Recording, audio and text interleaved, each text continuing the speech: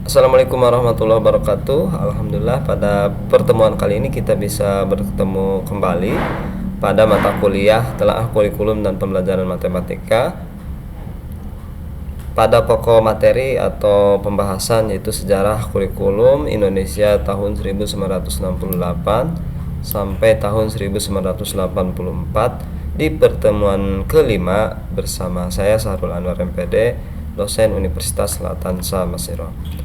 Masih semua untuk mengawali perkuliahan di kali ini kita sama-sama berdoa dengan baca basmalah. Bismillahirrahmanirrahim. Selanjutnya untuk pertemuan kali ini sebagai bukti presensi kehadiran maka mahasiswa silahkan untuk merespon kehadirannya dengan menyapa respon dari saya di GCR dengan berikan nama dan NIM. Selanjutnya untuk pengantar PC Unilam di sini. Kemudian juga ada PC Fakultas Keguruan dan Ilmu Pendidikan dan juga ada PC Program Studi Pendidikan Matematika. PC Unilam menjadi universitas yang unggul berdasarkan global, berjiwa entrepreneurship, berlandaskan al-hakul karimah. PC Fakultas menjadi program studi yang unggul berdasarkan global, berjiwa entrepreneurship, kemudian berlandaskan akhlakul karimah. Kemudian juga PC Program Studi Pendidikan Matematika menjadi pusat pengkajian dan penerapan ilmu pendidikan matematika berbasis etnorealistik yang inovatif, berorientasi pada proses kognitif dan memanfaatkan nilai-nilai entrepreneurship dengan target tahun 2034. Selanjutnya ada pengantar yaitu di surat An-Nahl ayat 125, bunyinya itu Bismillahirrahmanirrahim. Wad'u ila sabili rabbika bil hikmati wal mau'idatil hasanati wajadilhum billati ahsan inna rabbaka huwa a'lamu biman dhalla sabilihi wa huwa a'lamu bil muhtadin. Nah, di dalam surat An-Nahl ayat 125 ini menyerukan yaitu untuk kita selalu belajar, kemudian juga memberikan manfaat kepada orang lain, kemudian juga berdiskusi gitu ya, dan juga memberikan hal-hal yang baik seperti itu. Di sini definisinya yaitu atau terjemahannya, serulah manusia ke jalan Tuhanmu dengan hikmah dan pengajaran yang baik, serta debatlah mereka dengan cara yang lebih baik. Sesungguhnya Tuhanmu dialah yang paling tahu siapa yang tersesat dari jalannya, dan dia pula yang paling tahu siapa yang mendapat petunjuk. Nah, di dalam surat An-Nahl ayat 125 ini menjelaskan bahwa serulah, ajaklah gitulah manusia ke jalan Allah dengan hikmah. Dengan hikmah itu artinya dengan manfaat, dengan pelajaran seperti itu, kemudian juga dengan ilmu gitu ya yang baik, serta diajak debat gitu ya, serta debat atau diskusi dengan mereka dengan cara yang baik juga. Dan Allah di sini sungguhnya Tuhanmu itu loh, Allah itu dia yang paling tahu siapa yang tidak baik, yang tersesat dari jalannya, dan pula siapa yang paling tahu atau yang diberikan petunjuk dari Allah Subhanahu wa taala. Nah, ini mudah-mudahan pengantar kali ini bisa memberikan landasan kepada kita bahwa kita harus memberikan seruan atau juga ajakan tentang perintah-perintah, tentang hikmah-hikmah, tentang pengajaran-pengajaran yang telah diberikan sesuai Al-Qur'an gitu, sebagai pedoman hidup kita. Selanjutnya ada tujuan pembelajaran di sini. Setelah mempelajari materi ini, mahasiswa mampu melihat dampak politik pada pendidikan, kemudian menganalisa perubahan pendekatan pembelajaran, kemudian juga membentuk perspektif kritis, dan selanjutnya yang terakhir yaitu mengetahui akar sejarah pendidikan. Nah, selanjutnya ini kita bisa lihat ilustrasi untuk gambar gitu ya, atau ilustrasi pada saat pembelajaran di masa yang lalu. Nah, ini kita ada gambar ke-1, gambar kedua, gambar ketiga, dan gambar keempat.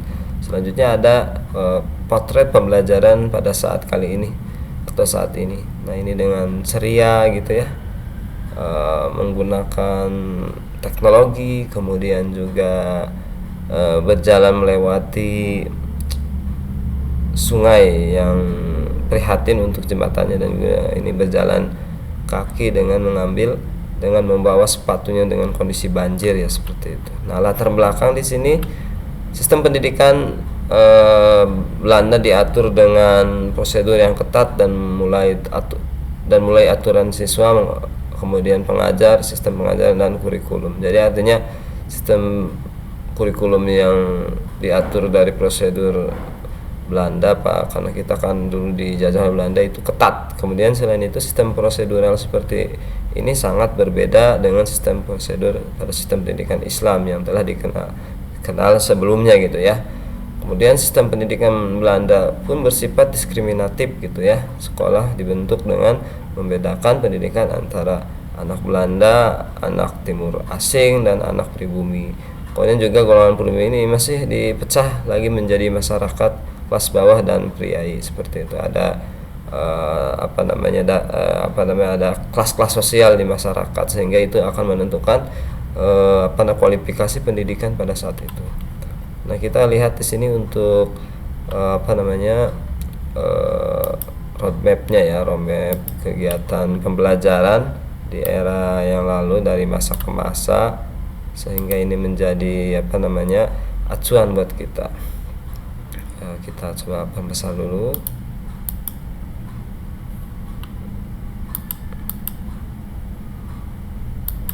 Nah, ini ya. Nah, ini ada, kita fokus kepada kurikulum yang kita bahas, yaitu kurikulum tahun 1968 sampai tahun 1984 atau 1984. Nah, satu, pembinaan jiwa Pancasila, pengetahuan dasar, kecakapan khusus. Untuk tahun 1975 satuan pelajaran, tahun 1984 kurikulum 1975 yang disempurnakan. Kaitannya dari tahun 1968, kemudian tahun 1975 sampai tahun 1984, bahkan sampai tahun 1994 ini kaitannya dengan materi pengetahuan. Sedangkan dari tahun 2006 sampai 2013, bahkan tahun 2025 sekarang itu pada produk bahkan pengembangan, seperti itu ya. Kemudian kita lanjut.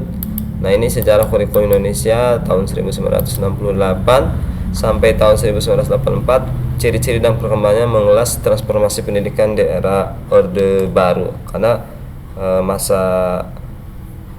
pada saat kita dulu itu ada fase-fase tertentu, baik dari Orde Lama, Orde Baru, reformasi, dan demokrasi saat ini. Nah, untuk pengantar kurikulum pendidikan Indonesia, di sini pertama, memahami fondasi dan evaluasi sistem pendidikan nasional. Definisi dari kurikulum itu sendiri kemarin sudah diatur kaitannya dengan rencana, kemudian pengaturan tujuan, isi, bahan, evaluasi, dan lain sebagainya. Dan juga di sini ada kaitannya sebagai pedoman pembelajaran formal gitu ya, di tingkat sekolah atau juga perguruan tinggi. Nah, fungsi kurikulum itu sendiri salah satunya adalah mencapai tujuan pendidikan yang optimal, ideal, maksimal. Mengembangkan 3 aspek, yaitu pengetahuan, kognitif, psikomotorik, keterampilan, dan afektif atau sikap. Kemudian simbol nasional dari pendidikan itu salah satunya adalah pembentukan karakter bangsa. Pendidikan pilar utama kemajuan bangsa, kemudian juga kurikulum sebagai panduan vital mutu pendidikan, membentuk karakter yang beriman manusia Indonesia yang seutuhnya. Ini dinamika gambaran kecil terkait era Orde Baru. Nah, tahun 68 sampai 1984. Nah, kita lihat di sini pada tahun 1968 kurikulum pertama atau disebut Orde Baru.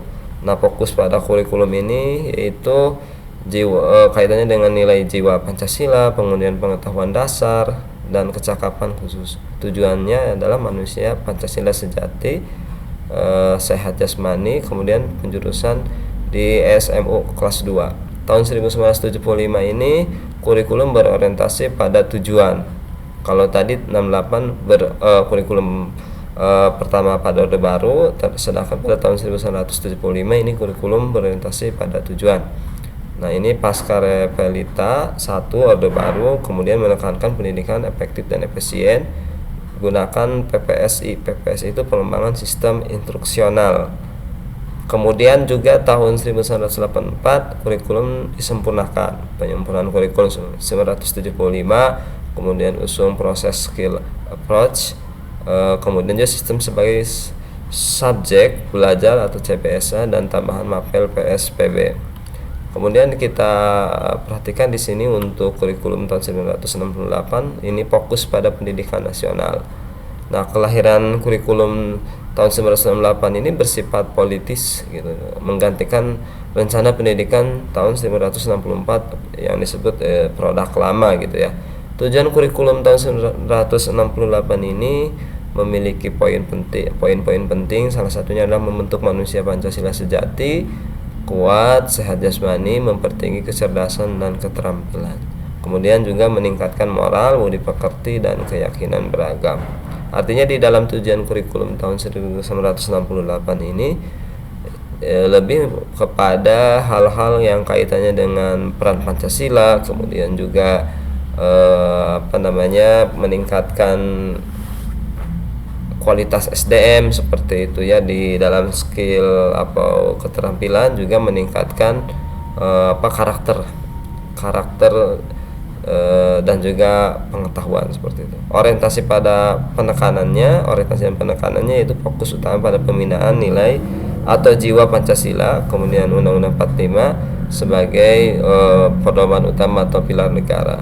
Kemudian untuk struktur dan mata pelajaran pokok di sini ada perubahan dari Pancawardana ke pembinaan jiwa Pancasila. Nah, di sini untuk kelompok studinya yaitu pembinaan Pancasila, kemudian pengetahuan dasar, kecakapan khusus, kemudian pendekatan korelasi antara mata pelajaran, pembelajaran fokus pada penugasan materi secara teoritis gitu ya, tidak sekarang lebih ke produk atau pengembangan. Pembinaan jiwa Pancasila, kemudian pengetahuan dasar dan kecakapan khusus. Dan ini juga lebih menekan kepada tadi diulang-ulang kaitannya dengan pembinaan nilai Pancasila, kemudian pengetahuan dasar dan kecakapan khusus. Adapun karakteristik utama kurikulum tahun 1968 ini yaitu aspek ideologis Pancasila yang kuat, kemudian juga pendekatan mata pelajaran terpisah. Nah, pembentukan aspek ideologi Pancasila yang kuat ini adalah salah satunya pembentukan insan Pancasila sejati, peningkatan moral, budi pekerti, dan keyakinan beragama. Kemudian pendekatan mata pelajaran terpisah ini fokus pada penguasaan materi teoritis, kemudian juga struktur pembinaan Pancasila, pengetahuan dasar, kecakapan khusus. Adapun juga poin berikutnya yaitu minimnya fleksibilitas dan standarisasi materi. Jadi di sini kurang adaptif terhadap kebutuhan lokal. Konten pembelajaran cenderung baku dan seragam nasional gitulah. Jadi lebih karena baku tadi ya, maka seragam secara skala nasional gitu. Nah, evaluasi dan penilaian pembelajaran. Penilaian berbasis penguasaan materi pelajaran gitu ya, fokus utama pada aspek kognitif dan hafalan. Jadi lebih kepada hafalan atau wawasan pengetahuan saja, tidak melihat kepada aspek pengembangan atau aspek peningkatan keterampilan gitu, seperti itu. Nah, lahir sebagai respon politis Orde Baru menggantikan rencana pendidikan tahun 1964 bertujuan membentuk manusia Pancasila sejati. Adapun untuk perkembangan menuju kurikulum tahun 1975, efisiensi dan relevansi sebagai nilainya. Kita lihat di sini untuk evaluasi terhadap implementasi kurikulum tahun 1968. Salah satunya adalah poin-poinnya. Pertama adalah Targetnya adalah manusia Pancasila sejati. Strukturnya pembinaan jiwa Pancasila, pengetahuan dasar, kecakapan khusus, kemudian fokusnya yaitu penguasaan materi teoritis. Kemudian mengganti kurikulum Pancawardana, kurikulum sebelumnya gitu ya, sebelum kurikulum ini. Nah, dorongan peningkatan kualitas dan efisiensi pendidikan yaitu tuntutan efektivitas dan efisiensi pendidikan. Nah, perubahan sistem politik, sosial, ekonomi, iptek, dan respon cepat kemajuan masyarakat. Nah, di sini untuk peningkatan kualitas jelas tadi ya, lebih menekankan kepada pengetahuan dan nilai Pancasila. Efektivitasnya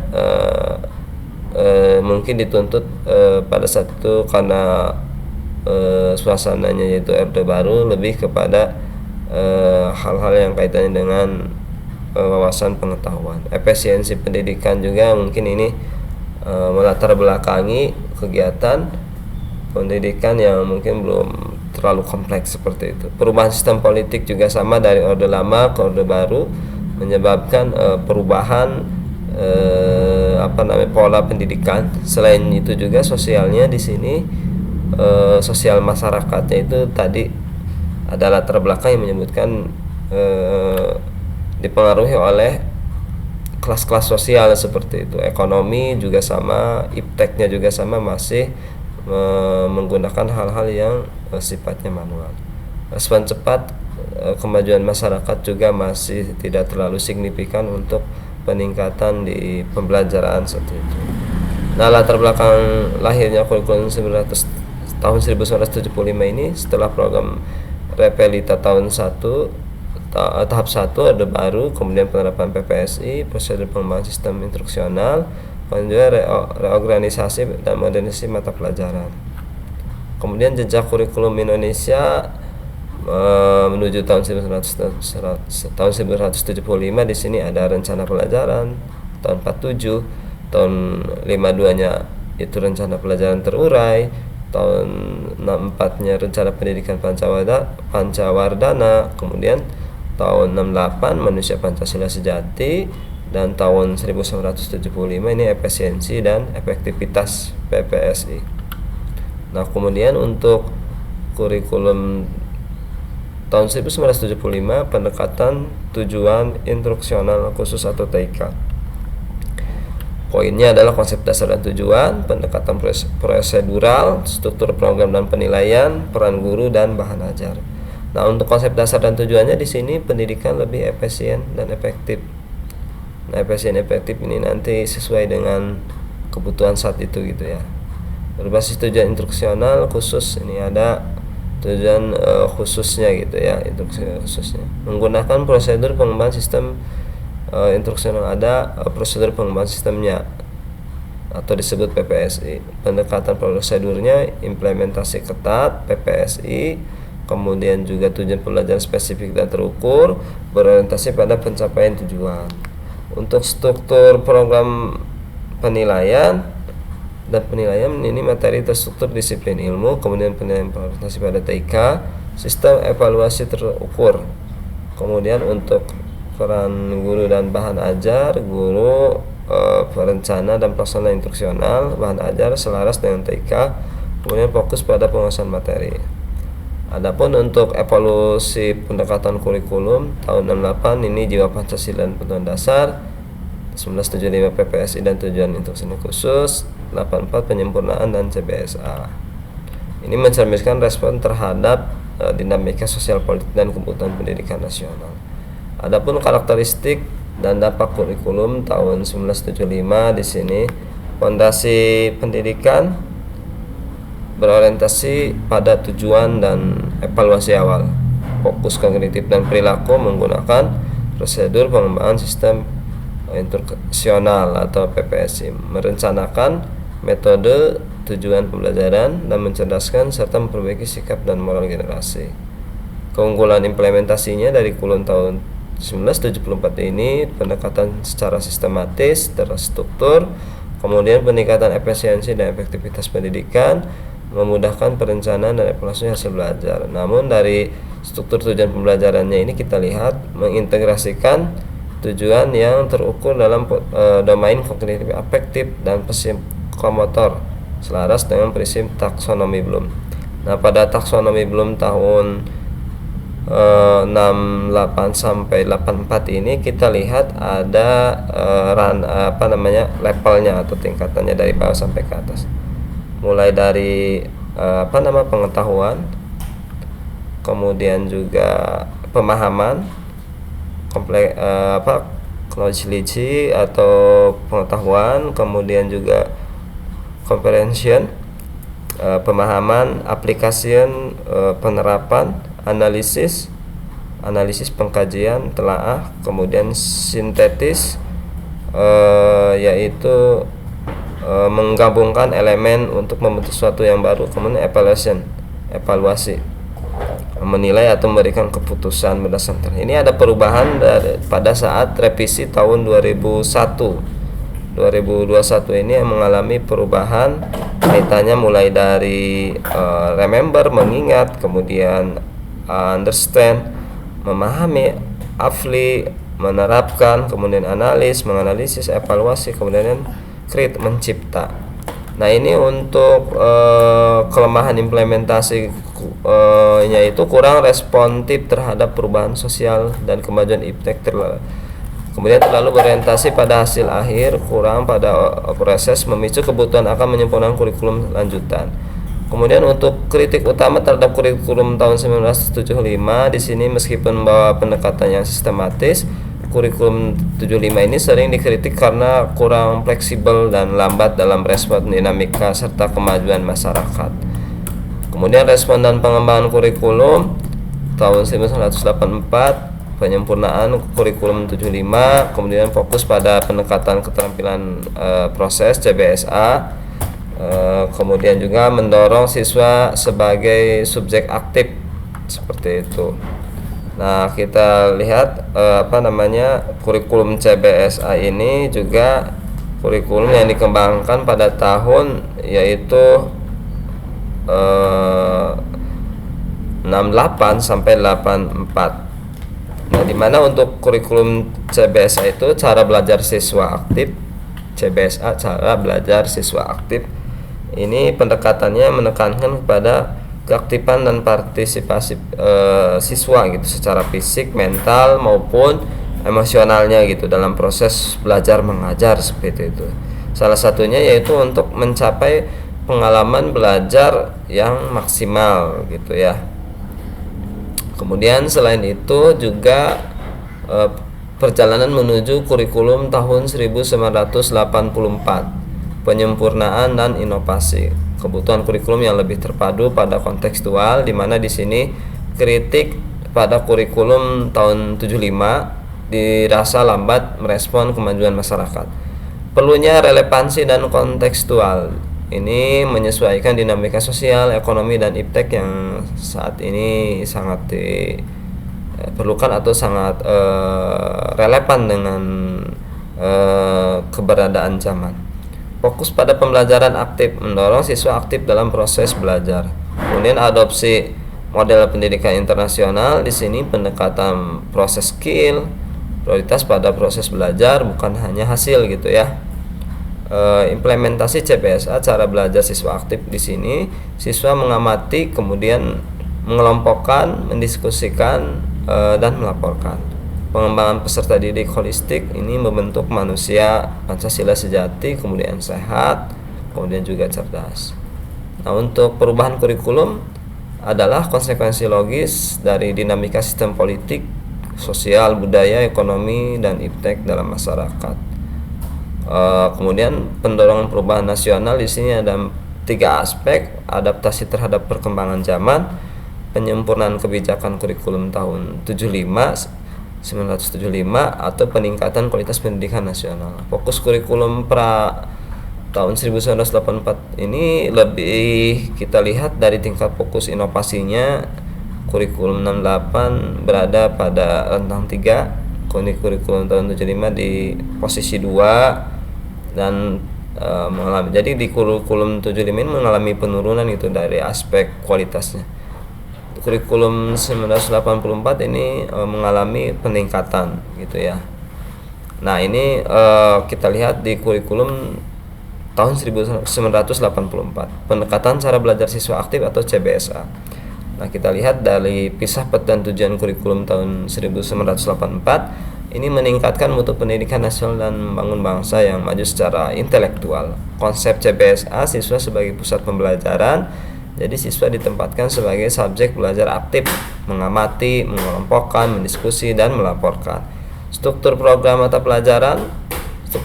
dan mata pelajaran baru, perubahan nama pelajaran, kemudian juga penambahan pendidikan sejarah, perjuangan bangsa-bangsa gitu, perjuangan bangsa gitu, PSPB.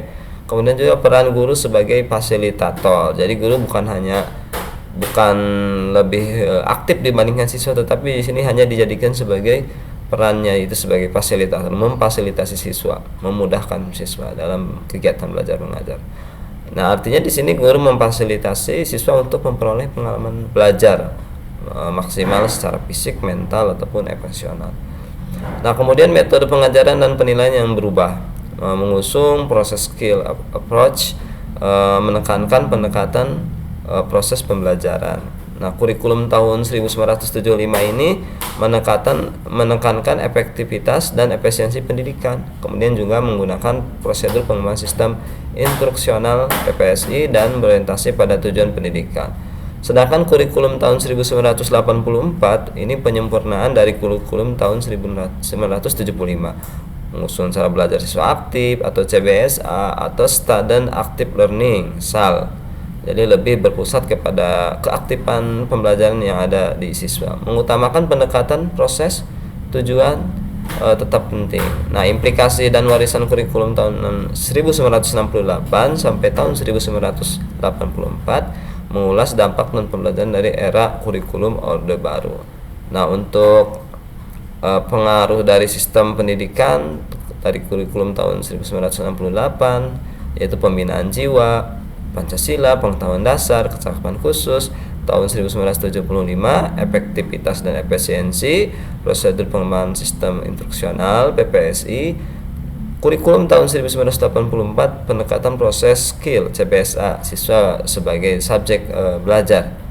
Kemudian transformasi peran guru dan peserta didik, di sini guru dari instruktur pasif menjadi fasilitator dan pembimbing. Peserta didik atau siswa dari objek pasif menjadi subjek aktif dalam pembelajaran.